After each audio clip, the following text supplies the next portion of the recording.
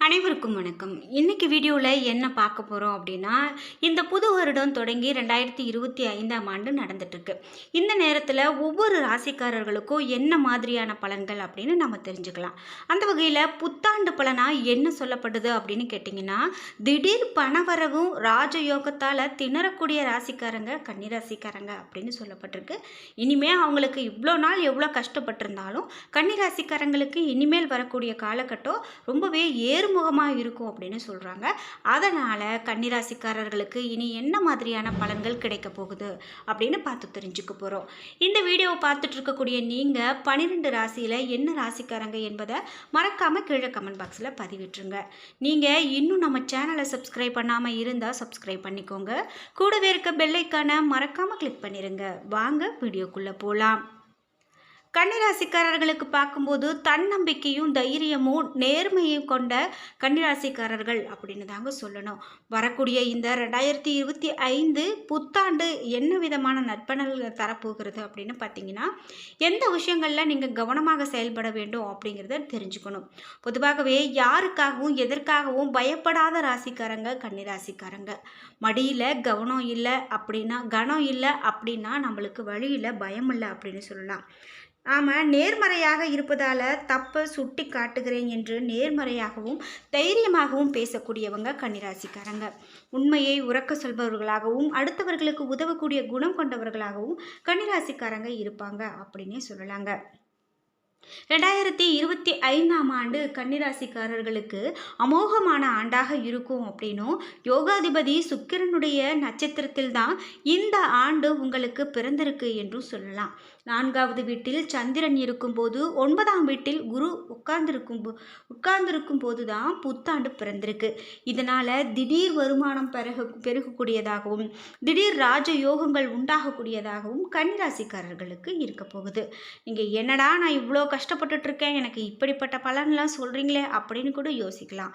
ஆனால் நீங்கள் இவ்வளவு நாளாக ஒரு காசு பணத்துக்காக கஷ்டப்பட்டீங்க, தொழிலில் நல்ல ஒரு முன்னேற்றம் இல்லை அப்படின்னால நிறைய விஷயங்கள் யோசிச்சுட்டு இருந்தீங்கன்னா, இனிமேல் உங்களுக்கு அதெல்லாம் சரியாகி அனைத்துமே நன்மையாக நடக்கும்.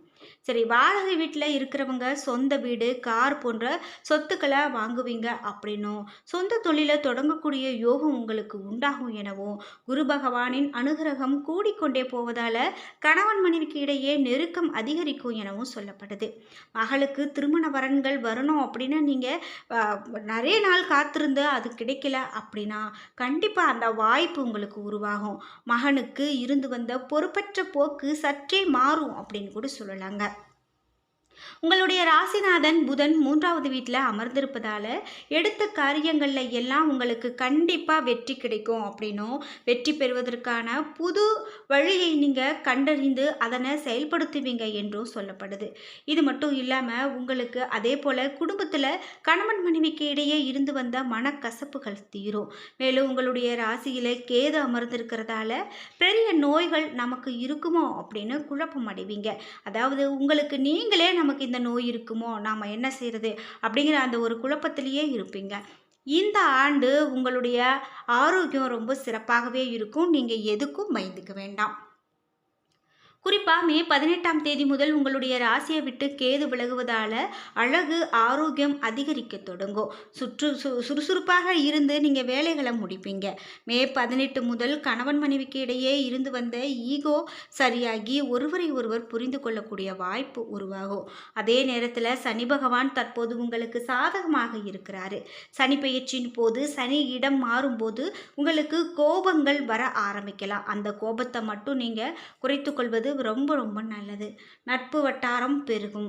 புதிய நண்பர்கள் கிடைக்க ஆரம்பிப்பாங்க. வியாபாரத்தை பொறுத்தவரை நல்ல லாபம் கிடைக்கும். மே 14ஆம் தேதி முதல் குரு பகவான் 10வது வீட்டில் உட்காருவதால் உத்தியோகத்தில் அதிக கவனம் செலுத்துவது ரொம்பவே நல்லது. விரும்பத்தகாத இடமாற்றங்கள் ஏற்படுவதற்கான வாய்ப்பு காணப்படுகிறது.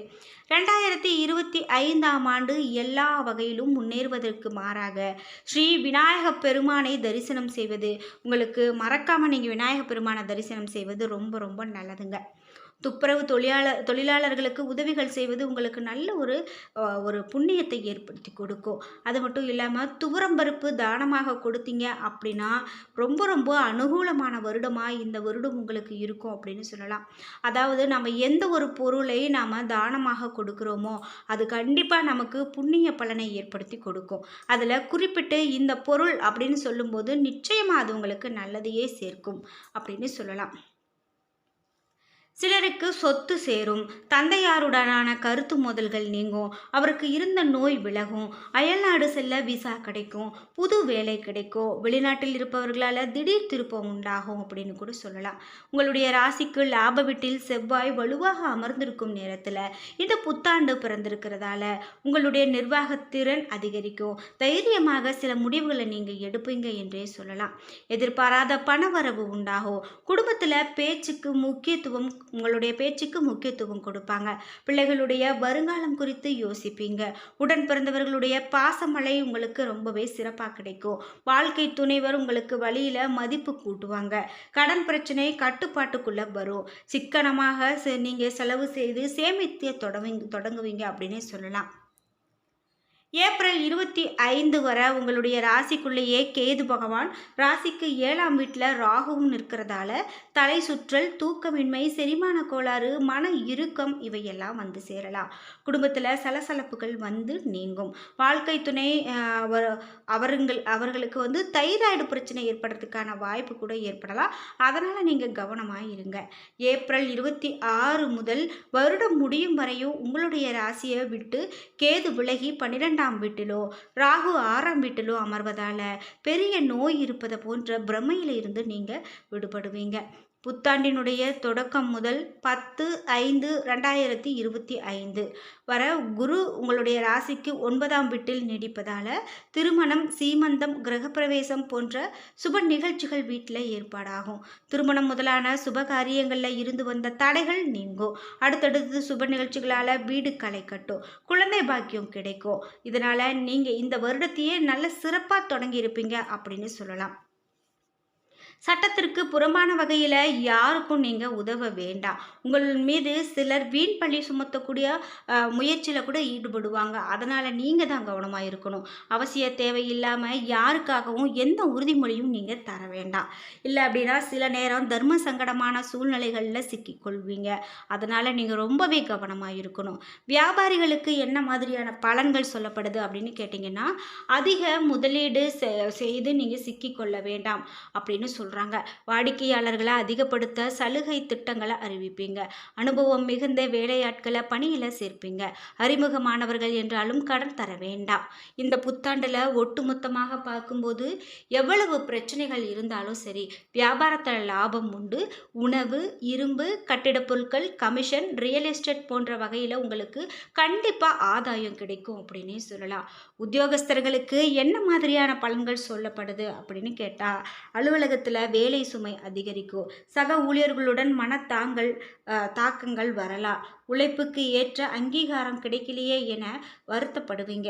சிலருக்கு விரும்பத்தகாத இடமாற்றங்கள் ஏற்படுறதுக்கான வாய்ப்பு கூட உண்டாகலாம். புதிய சொத்து, வாகன சேர்க்கை சிலருக்கு உண்டு. எனினும் சொத்து ஆவணங்களில் அதிக கவனம் தேவை. புதிய முதலீடுகள் செய்யும் போது அனுபவசாலிகள் ஆலோசனைகளை கேட்கறது ரொம்பவே நல்லது. குடும்பத்தோட ஒரு முறை பிள்ளையார்பட்டி விநாயகர் கோவிலுக்கு சென்று வழிபட்டுட்டு வாங்க. அது உங்களுக்கு ரொம்ப ரொம்ப நல்லது. மேலும் சங்கடகர சதுர்த்தி தினத்தில் அருகில் இருக்கக்கூடிய விநாயகர் கோவிலுக்கு சென்று அருகம்புல் மாலை சாற்றி வழிபட்டுட்டு வாங்க. அதுவே உங்களுக்கு மிக பெரும் சிறப்பை ஏற்படுத்தி கொடுக்கும் அப்படின்னு சொல்லலாம்.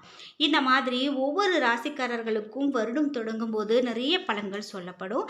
அந்த வகையில் உங்களுக்கு இந்த ராசிக்காரர்களுக்கு இந்த 2025ஆம் ஆண்டு இப்படியான பலன்களை சொல்லுது. இந்த வீடியோவை பார்த்துட்டு இருக்கக்கூடிய நீங்கள் 12 ராசியில் என்ன ராசிக்காரங்க என்பதை மறக்காமல் உங்களுடைய கருத்துக்களை கீழே கமெண்ட் பாக்ஸில் பதிவிட்டுருங்க. அதோடு உங்களுக்கு குலதெய்வம் யார், உங்களுக்கு நான் இந்த தெய்வத்தை ரொம்ப விரும்பி நான் வழிபாடு செய்வேன் அப்படின்லாம் உங்களுடைய கருத்து இருந்துச்சு அப்படின்னா மறக்காமல் உங்களுடைய கருத்துக்களை கமெண்ட் பாக்ஸில் பதிவிட்டுருங்க. என்ன நண்பர்களே, இந்த வீடியோவில் நாம் இந்த ராசிக்காரர்களுக்கு எப்படிப்பட்ட பலன் அப்படின்லாம் பார்த்து தெரிஞ்சுக்கிட்டோம். வீடியோ உங்களுக்கு பிடிச்சிருந்தா லைக் பண்ணுங்கள், ஷேர் பண்ணுங்கள், கமெண்ட் பண்ணுங்கள். நீங்கள் இன்னும் நம்ம சேனலை சப்ஸ்கிரைப் பண்ணாமல் இருந்தால் சப்ஸ்கிரைப் பண்ணிக்கோங்க. கூடவே இருக்க பெல் ஐக்கானை மறக்காமல் கிளிக் பண்ணிடுங்க. அப்போ தான் நாங்கள் போடுற இது போன்ற பயனுள்ள வீடியோக்கள் உங்களுக்கு உடனுக்குடன் நோட்டிஃபிகேஷனாக வந்து சேரும். நன்றி வியூவர்ஸ்.